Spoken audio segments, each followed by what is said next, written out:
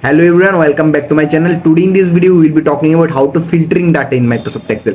Actually filtering data in Microsoft Excel it's super easy.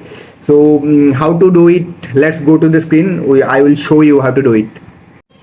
So to filter data in Microsoft Excel, I have already um, some information. Here is the information. Now I will filtration from here. How to do it? First of all, you need to select this cell, this all this all rows like serial number, name, gender, age, salaries and occupation. Now go to the data and here you can see a sign of filter. Click on it. Now you can see some arrows button here, here and here.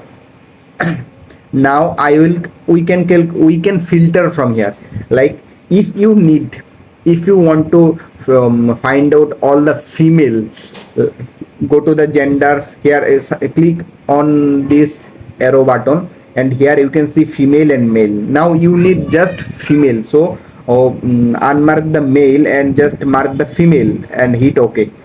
Then you can see all the female. Now you need to find out the female teacher, how many teacher there are whose are female. So click on this arrow button, unmark all,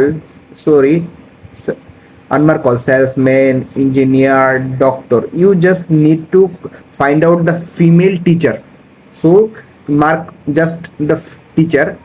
Now hit enter. You can see there is only one female teacher whose name is Rabanto, age 27 and salary is 8,000. This is how the filtration work in Microsoft Excel.